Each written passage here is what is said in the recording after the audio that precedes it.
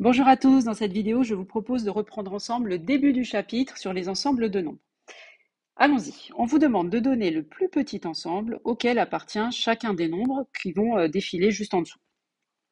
Ici, vous avez dû reconnaître le diagramme que j'ai représenté. C'est un diagramme qui représente donc les ensembles de nombres inclus les uns dans les autres. Alors le jaune, c'est l'ensemble des entiers naturels que je décris ici.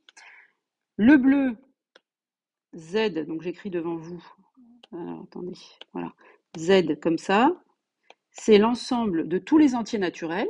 Donc il y a 0, 1, 2, etc. Mais on va leur rajouter tous leurs opposés. Donc vous avez des petits points de suspension pour dire que ça ne s'arrête jamais. Ensuite, vous allez avoir moins 2, moins 1, etc. Donc je vais commencer avant. Par exemple, moins 3, moins 2, moins 1, et là il y a 3, etc. Donc en fait, vous prenez les entiers naturels et vous rajoutez les opposés. Remarquez bien sûr que les entiers naturels sont là, hein, ils font partie, hein, ils sont à l'intérieur de cet ensemble. Un ensemble, ça se note avec des accolades, hein. Donc l'ensemble n, il est là, et sur le dessin, il est là. Donc 3, évidemment, appartient à un grand N, c'est un entier naturel. Z, maintenant, vous le voyez en bleu. Alors, il est où, Z? Je vais enlever le... Voilà. Alors, Z, c'est l'ensemble de tous les entiers plus leurs opposés. Donc, par exemple, si vous voulez avoir grand Z, ici, je vais rajouter moins 3 pour avoir l'opposé de 3. Et puis, dedans, donc, vous avez tous les opposés, moins 2, moins 1, etc. Sachant qu'à l'intérieur ici, vous avez 2, 1, etc. Ok, vous rajoutez tous les opposés, ça vous fabrique grand Z. L'ensemble qui est juste après et qui est en vert, c'est l'ensemble des décimaux. Alors, vous savez ce que c'est qu'un décimal depuis un petit moment. Là, ici, on va juste en fait donner une définition un peu plus formelle, c'est-à-dire avec des lettres. Alors, regardez comment on décrit l'ensemble des décimaux. Alors, l'ensemble des décimaux, c'est l'ensemble des nombres qui vont s'écrire avec un entier au numérateur, éventuellement négatif. Donc le A, il appartient éventuellement à Z, d'accord? Et au dénominateur, il faut pouvoir l'écrire sous la forme d'une puissance de 10. Alors regardez, ça paraît comme ça compliqué, ça n'est pas tant que ça. Par exemple, 5,2. 5,2, c'est un décimal, ça vous le savez depuis toujours, puisque sa partie décimale est finie, c'est la définition que vous connaissez, que vous avez en tête depuis un petit moment. Maintenant, si je veux utiliser la définition de seconde, je dois dire que 5,2 est bien un décimal, parce que je peux l'écrire sous la forme 52. D'où est-ce que j'ai été chercher 52? Ben, en même temps, honnêtement, il n'y a pas 36 options. Vous avez 5,2, le seul entier là qui peut se fabriquer à partir de 5,2 rapidement, eh bien, c'est 52. Et au dénominateur, je vais mettre 10 puissance 1, c'est-à-dire 10, pour retrouver le 5,2. Je donne un deuxième exemple, 0,25. 0,25 est un nombre décimal. Pourquoi? Parce que sa partie décimale est finie. Il n'y a pas que des nombres décimaux avec une partie décimale finie dans la nature. Regardez, 0, 3, 3, 3, 3 qui s'arrête jamais. Celui-là n'appartient pas à D parce que sa partie décimale n'est pas finie. Donc 0,25, comment est-ce que je vais l'écrire? 25, très bien, vous avez raison, divisé par 10 au carré, et donc je retrouve bien quelque chose du type A divisé par 10 puissance n. N ici c'est 2, d'accord? Voilà, donc c'est 25 divisé par 10 au carré, c'est bien un décimal. Ensuite, l'ensemble qui arrive après, c'est l'ensemble des fractions.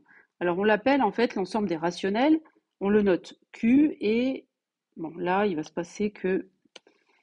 Attendez, je vais faire voilà comme ça. Voilà, donc l'ensemble des fractions, il regroupe tout le monde. Voilà, c'est tous ceux d'avant auxquels on a ajouté certains autres nombres. Pardon. Par exemple, ici, qu'est-ce que je vais rajouter? Eh bien, je vais rajouter, par exemple, un tiers. Hein, un tiers n'est pas un décimal, puisque c'est 0,33333, mais c'est une fraction. Donc, on le met ici. Je peux mettre 8 sur 7. Ça tombe pas juste non plus. D'accord? Toutes les fractions qui tombent pas juste, on les met dans le petit endroit qui est entre D et Q. C'est-à-dire, c'est un Q, il appartient à Q, donc c'est un nombre rationnel, mais ce n'est pas un décimal. Donc, comment est-ce qu'on va réussir à repérer les nombres rationnels? En fait, tout simplement, ce sont les fractions. Donc, Q, c'est l'ensemble. L'ensemble, ça se note avec une accolade. Des fractions, donc A sur B, avec A, c'est un entier éventuellement négatif, et B, c'est un entier, mais qui ne peut pas être nul, et on l'indique en mettant une étoile à côté du n. Donc, exemple de nombre de ce genre-là, eh bien, 2 tiers appartient à Q.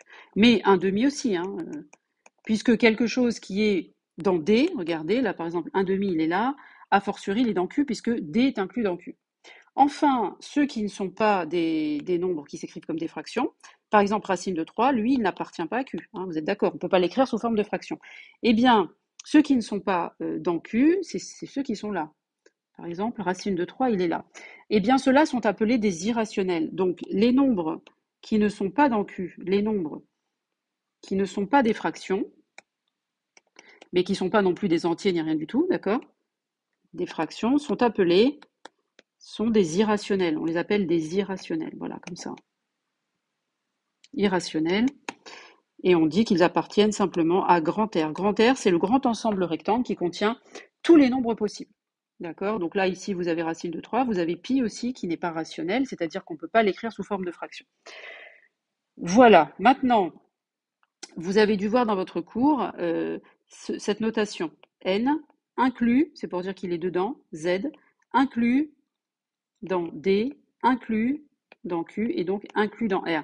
Autrement dit, quand on vous dit que, par exemple, un nombre 3, le nombre 3, il appartient à N, c'est vrai, mais 3, du coup, il appartient aussi à D.